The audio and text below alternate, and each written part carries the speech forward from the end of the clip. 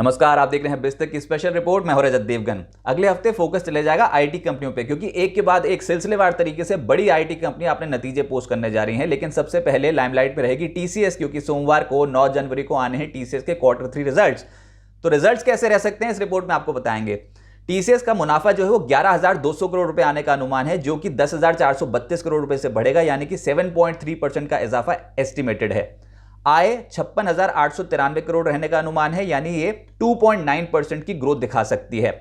Margin सबसे important factor TCS के case में 24.7% के मार्जिन रिपोर्ट हो सकते हैं वर्सेस 24%, यानी कि 70 बेसिस पॉइंट्स का इजाफा देखने को मिल सकता है तिमाही दर तिमाही आधार पर। डॉलर आय 6,877 मिलियन यूएस डॉलर से बढ़कर हो सकते हैं 6,950 मिलियन यूएस डॉलर्स। 1.1% की ग्रोथ देखने को मिल सकती है। और constant currency revenue growth estimate ये है कि 4% से घटकर हो जाएगी 1.2 से 1.3% के आसपास। इसलिए क्योंकि Q3 में अक्सर जो आईटी इंडस्ट्री का ट्रेंड है वो ये बताता है कि छुट्टियां बहुत ज़्यादा होती हैं। ऐसे केस में बिजनेस ग्रोथ में कोई बहुत बड़ा आप इजाफा नहीं देखते हो, आय में कोई बहुत बड़ा इजाफा नहीं देखते हो, उसका तो इम्पैक्ट पड़ता ही है बिजनेस पे। ऊपर से कंपनी अपने ऑपरेटिंग मार्जिन्स जो हैं अगर वो इंटैक्ट कर गई तो बहुत बेहतर। टीसीएस के केस में एस्टिमेट यह है कि 24.7% के ऑपरेटिंग मार्जिन दर्ज हो सकते हैं, जो कि लगभग 70 बेसिस पॉइंट्स का इजाफा दिखाई देगा क्वार्टर ऑन क्वार्टर बेसिस पे। अच्छा, सबसे इंपॉर्टेंट फैक्टर जो होगा टीसीएस के केस में वो एट्रिशन रेट कितना दर्ज करती है कंपनी, क्योंकि एक ट्रेंड डिसाइडर होगा। इसलिए क्योंकि पिछले कुछ तिमाहियों से लगातार हम देख रहे हैं कि आईटी इंडस्ट्री में सबसे बड़ी चुनौती बनी हुई है वो टैलेंट को रिटेन करना ही है। एट्रिशन रेट बहुत ज़्यादा हो गया है इंडस्ट्री का। वो इसलिए क्योंकि बहुत ल्यूक्रेटिव ऑफर्स मिल रहे थे कर्मचारियों को, और जो एक कंपनी को छोड़ के दूसरी कंपनी में जाते थे तो उनको बहुत तगड़ी वेज हाइक्स मिलती थी।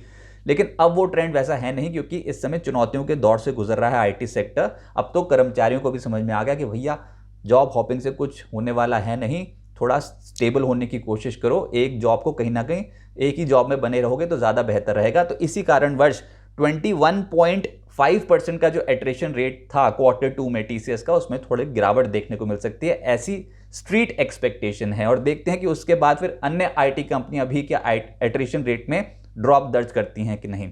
दिसंबर तिमाही में 7 से 9 बिलियन यूएस डॉलर्स की नई डील्स जो हैं हो सकता है टीसीएस ने जीती हो, ऐसा अनुमान जेफरीज का है। तो ये पैरामीटर भी बहुत इंपॉर्टेंट रहेगा। तो जैसे नतीजे आएंगे तो क्या क्लोजली ट्रैक होगा। सबसे पहले यूएस और यूरोप में डिमांड आउटलुक कैसा है, मैनेजमेंट इसके ऊपर क्या बोलती है, क्योंकि इस बड़े रेवेन्यू मार्केट्स जो हैं वो यूएस और यूरोप ही हैं आईटी क्षेत्र के लिए, और वहां पर रिसेशनरी फियर्स हैं, यानी कि मंदी का खतरा है।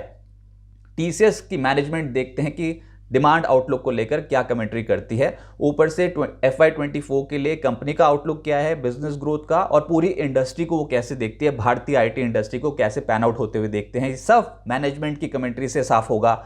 मार्जिन कंपनी के कैसे रहे Q3 में, जैसे हम बात कर ही चुके हैं कि इस बार हो सकता है कि मार्जिन को स्टेबल रखें, नहीं तो फिर 24.7% तो एस्टिमेट है ही। लेकिन भविष्य में मार्जिन कैसे रह सकते हैं इसको भी बहुत क्लोजली वॉच किया जाएगा। और आईटी इंडस्ट्री के लिए तो खास तौर पे मार्जिन बहुत इंपॉर्टेंट हैं, उनको रिटेन करना। नए क्लाइंट्स कितने ऐड किए, डील पाइपलाइन कैसी है, नई डील्स कितनी जीती है, तमाम फैक्टर्स होंगे जो रिजल्ट्स पे असर बहुत क्लोजली वॉच किए जाएंगे।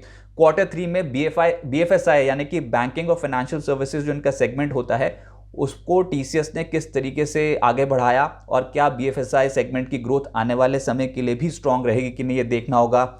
अच्छा, जॉब रिपोर्ट्स ये बहुत इंपॉर्टेंट एक फैक्टर रह जाएगा। नए कर्मचारियों की कितनी संख्या है वो देखना होगा। ऊपर से भविष्य में कितने कर्मचारी जोड़ने की टीसीएस योजना बना रही है, क्योंकि हमने देखा है कि यूएस में बिकॉज ऑफ रिसेशनरी फियर्स वहां की जो बड़ी आईटी कंपनियां उन्होंने तो छटनी का ऐलान कर दिया है। लेकिन भारतीय आईटी इंडस्ट्री की पिक्चर कोई उतनी अभी खराब है नहीं, और टीसीएस देश की सबसे बड़ी आईटी कंपनी नौकरियों को लेकर क्या कुछ आउटलुक पेश करती है वो पूरे ही आईटी इंडस्ट्री की तस्वीर पेश कर देगा। तो ये फैक्टर तो इंपॉर्टेंट रहने ही वाला है।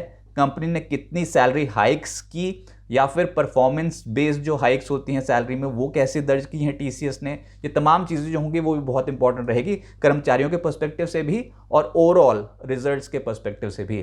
तो देखिए, इस बार Q3 में अगर आप टीसीएस के शेयर की परफॉर्मेंस देखो तो लगभग 8.5% के आसपास का उछाल टीसीएस में देखने को मिला अक्टूबर दिसंबर तिमाही में। लेकिन ये साल जैसे ही शुरू हुआ तो वैसे फिर से आईटी शेयर्स हायर लेवल पे पिटना शुरू हो गए, और शुक्रवार के सत्र में ही 3% के आसपास टीसीएस के शेयर में गिरावट देखने को मिली, और क्लोजिंग आई एनएससी पे 3,211 रुपए के आसपास।